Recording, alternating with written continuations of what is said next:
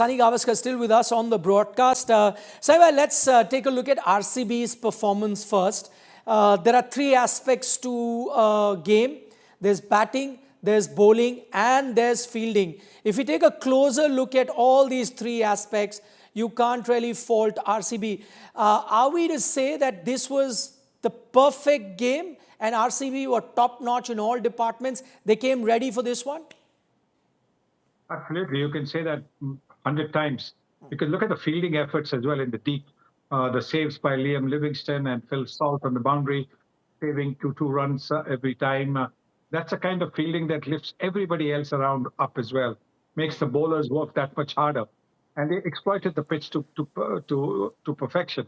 And then when it was their turn to bat, they made sure that there were no early inroads, because that is the only way that Punjab could have got back. Punjab would have been thinking about how they defended 111 against KKR a couple of weeks back. But RCB's opening start made sure that that was not going to happen again.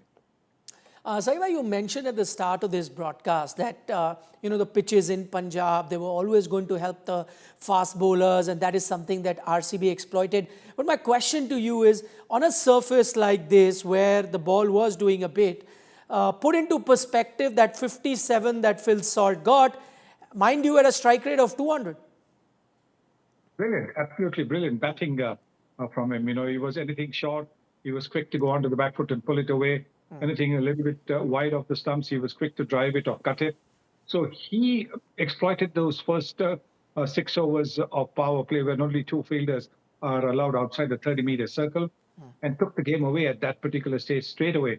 Didn't allow Punjab to get a foot in the door at all with his aggressive batting. So it was very important on a pitch where there was some help for the new ball bowlers, the new ball users, to make sure that they didn't get the early wickets. Like Punjab lost early wickets and were just not able to get back into the game.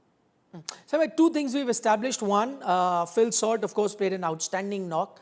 But I'm going to talk about Punjab's batting. We know that the conditions weren't easy, but what would you make of the shot selection? Was there plan B missing? I know that high-risk approach has really worked for them throughout this IPL, but was today a day maybe for them to reconfigure, to recalibrate?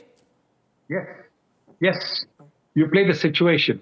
You don't play according to what your image is. And I think that is where they might have missed out a trick or two, because this was a situation where it needed a little bit of circumspection. The ball was doing something. The new ball bowlers are only going to bowl maybe 8 or 9 overs. After that, there was going to be spinners coming into bowl. So they should have done that, where you played out the new ball like of Josh Hazelwood, not look to hit him for sixes, and given yourself a chance to stick around over there. The more you stuck around, the more chances you have on this wicket to be able to score runs, because this pitch again, once the ball settles down, once the ball becomes a bit low, you can play through the line and get the boundaries.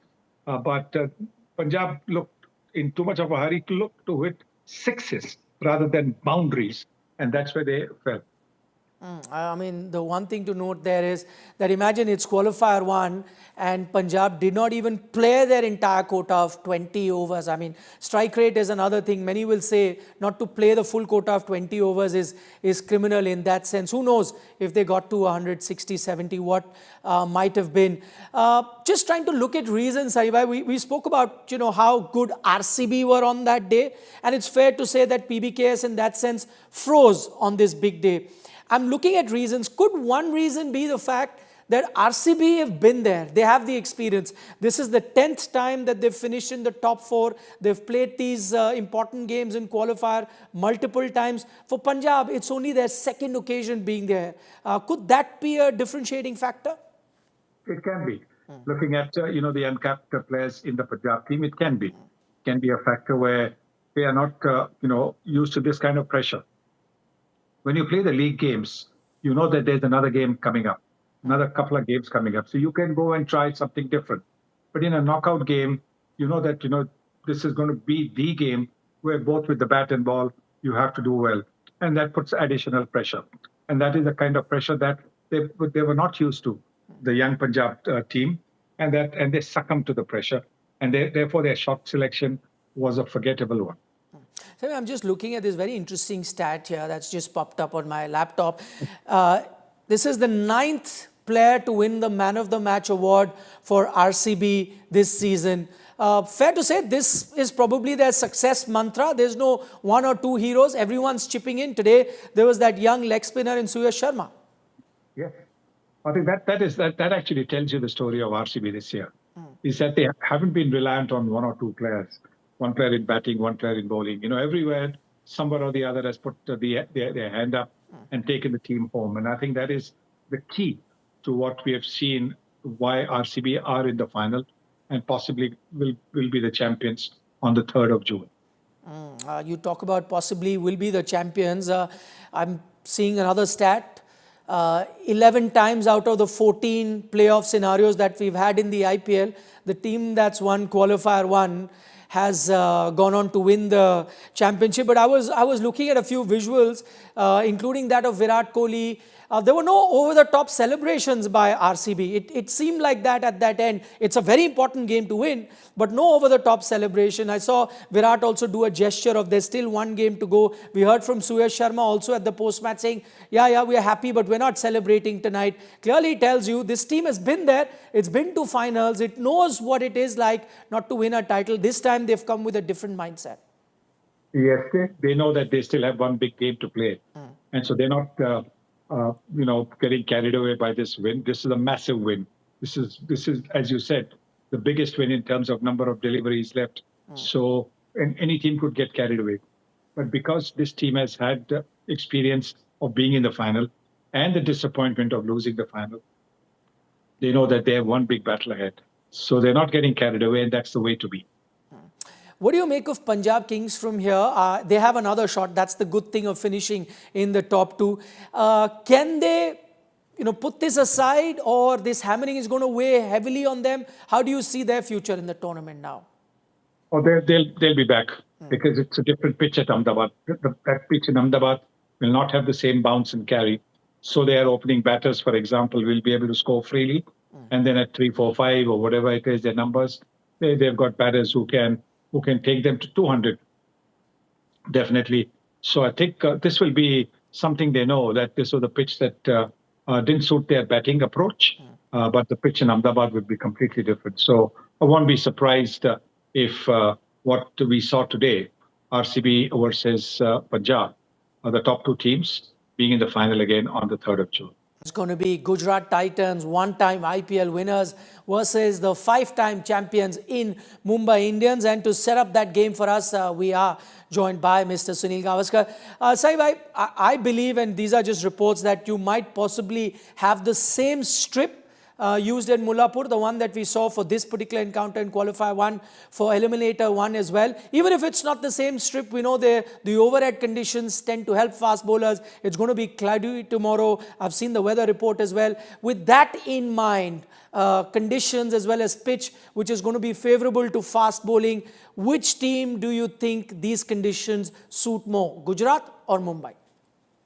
Well, when you look at the new ball attack of Mumbai, two world-class bowlers in Jasprit Bumrah and Trent Bolt in their ranks, which will mean definitely that they seem to have a better new ball attack. But then don't take Mohammad Siraj and Prasidh Krishna lightly. So my thinking is that it'll be Mumbai Indians who will probably have a better advantage of the conditions, whether it's the same pitch or another pitch, if there's the same kind of grass. And we see generally in Punjab, in Mohali also, we've seen the ball has a bit of carry. The ball does take off a little bit more.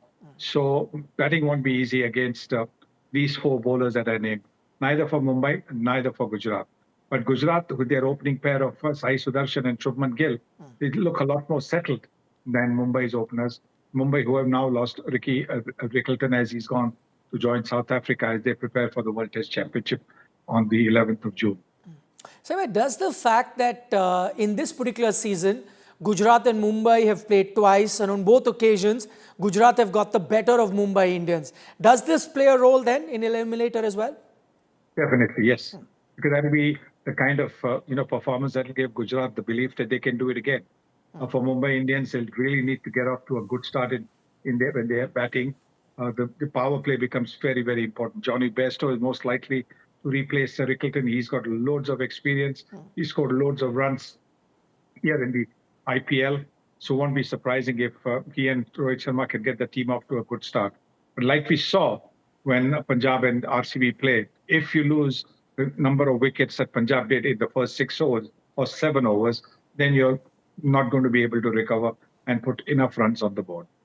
The one thing, Saiba, that's different from these encounters now in the playoff, if I compare it to the league games, is that a lot of teams have players that have left for international duty. I'm taking a look at both Gujarat and Mumbai, and they've had a few omissions. For Mumbai, most notably, Ryan Rickleton, Will Jacks are out.